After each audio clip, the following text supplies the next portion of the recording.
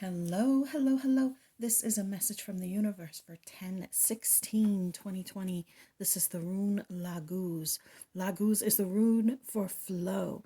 It is the rune for water, for that which conducts. And it's talking about that space of allowing things to happen, that space where everything starts to come together because we're not resisting it anymore, because we're not stopping it anymore. It speaks to the ebb and flow of life. And if when things ebb, that means they're not in the flow, like when the tide pulls back and it's gone. If you don't panic and think, I'm never going to be in the water again, that flow comes right back to you. In real life, if you panic, you might turn around and walk away. You might walk into a different space of sand that actually doesn't get touched by the water. But in real life, when we panic during those ebb times, or we lock ourselves down, or we stop loving ourselves, we often end up stuck in this space because we're now resisting what is coming. We're resisting the flow coming back. So this reading is really interesting because this whole top row came out upright. The entire bottom row came out reversed, which is always a fascinating thing for me. I've showed you how I shuffle. I never play with the cards in between readings as far as like turning them all in the same direction, or, making them look a particular way, or putting things in order. I just put them back in their box. I give them a kiss. I tell them thank you. And I put it back in the drawer that they're kept in. So to have them all come up upside down on the bottom, reversed, and all of them right side up on the top is just a really, for me, it's just fascinating the way that the universe uses them, the way that spirit guides, whatever you like to call it, is using them to speak to me and to reinforce that message that I get from the universe from pulling that rune. Yes, that's right, Kitty. My kitty agrees. So this whole top row is like the rewards, the things that could happen when you allow the flow, right? This bottom thing is the ebb, like what is holding you back. So the things that are holding you back here, we have this high priestess reversed, and this high priestess reversed talks about not using your intuition, not leaning into your spiritual connection, not leaning in to that little feeling in your gut, right? And it's interesting because I do have one of my amethysts here in this reading. And the weird thing is that it's not one of my good amethysts. It's just one that came in like a little kit. So it's not like a super high quality one. So to me, that's kind of indicating that your intuition is major and you're just barely tapping into it. Like to me, this is like just barely an amethyst. And maybe it's just a clear rock that they made purple. I mean, to me, it feels like an amethyst, but just right on the edge. I'm sorry. I'm not being mean to you. So I feel like you're just barely tapping into the edges of your intuition when you get in this ebb state, when you get in this state of doubt. And we are right at the precipice of another flow. And we've been talking the last couple of days about that. So then we have this Eight of Wands. Now, the Eight of Wands upright talks about movement, progress, things moving forward very quickly. When it's reversed, it actually has two very different meanings. And so it could be either one for you. I'm going to tell you both, and whichever one applies to you, please take that one. One is that you are rushing into things very, very quickly without listening to your intuition because you are frustrated being stuck, you're frustrated being in one place, and you're frustrated sitting still or being in the same pattern. So you're going to push forward as fast as you can to change that. So we've been talking about pattern breaking for the last several days. But it also could be that because of that frustration, because you feel like you're not moving, we get stuck. We sit still. And we start to think, well, if I just sit right here, then nothing bad can happen to me. I already know this space. I'm already here in this space. So it's like these two different spaces of resistance that are blocking the next flow through. And then we have this magician reversed. So we know the magician upright talks about manifestation. We have the wands, the cup, we have the pentacles here.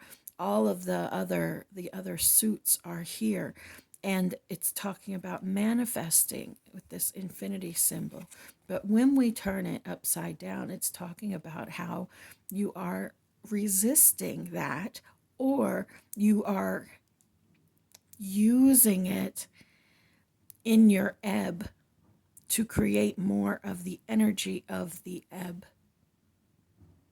So those spaces where you are doubting, you are creating more of that. Those spaces where you are feeling lost, you are creating more of that, because we are always manifesting. We are always manifesting. So these are the things that are keeping you from moving forward. They're keeping you from stepping into that next space in your life that these cups represent on the top row. They represent that flow. You have the world, where it's everything that you are meant to be doing, everything that you are moving towards, with this lion, the bull, the eagle, being protected, the angel looking over you, all of these things, strength, determination, imagination, soaring through the clouds, feeling uninhibited, and being protected the whole time. You guys, I'm telling you, this little thing that lives in my house, or that visits my house and runs around, my cat goes nutso for it. He runs himself into the wall trying to chase it, because it runs into the wall, like the little I don't know, spirit goes running through the house. My poor cat tears after it, and then it must go through the wall, because my cat will run head on into the wall chasing it, and then come around to the other side of the wall and dig behind the couch to try to get to it. And then he yells for it when it's gone. Yeah, craziness. Anyways, so this is your rewards, your space of expansion. And then we have the lovers. It is that those relationships in your life, not just a male female relationship or a partner partner relationship, but the family relationships, the friendships, the business collaborations, and even that relationship with yourself that you are able to have with a level of emotional stability that allows you to enjoy the other person without always being worried about their motivations, or why they're doing something, or how they're treating you, or how you don't deserve them, or whatever your individual tick is when it comes to relationships. This top row really speaks to being able to live and enjoy and feel those relationships so deeply.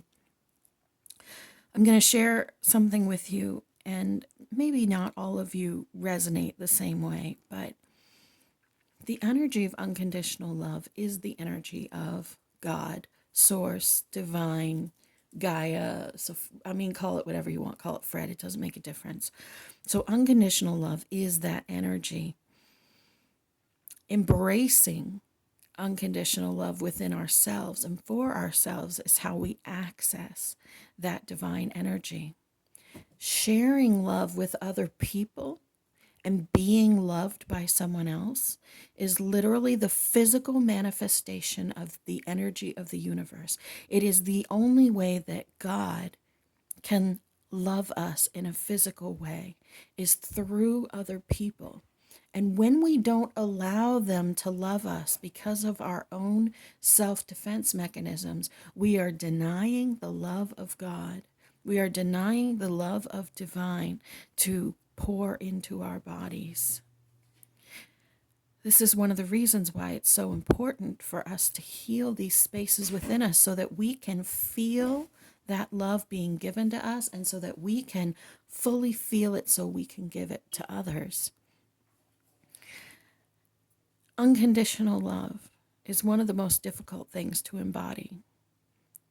I have lots of videos on this. If you go to the playlists here on on my little YouTube page, there's several videos about that, kind of leading you through some simple stuff about unconditional love and forgiveness and that sort of a thing.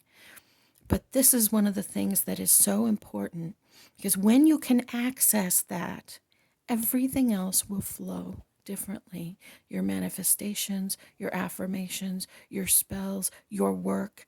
That is literally what a light worker does. That is literally what we are here as spiritually awakened people to do.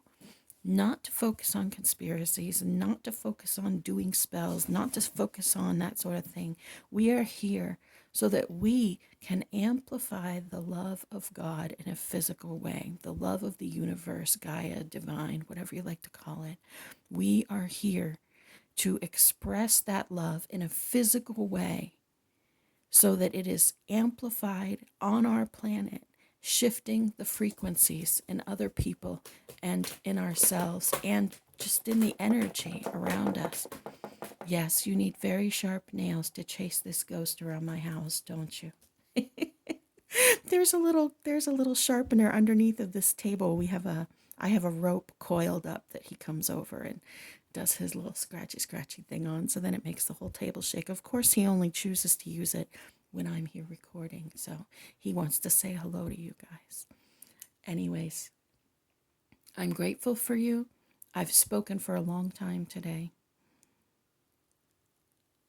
You are beloved, you matter, you are loved.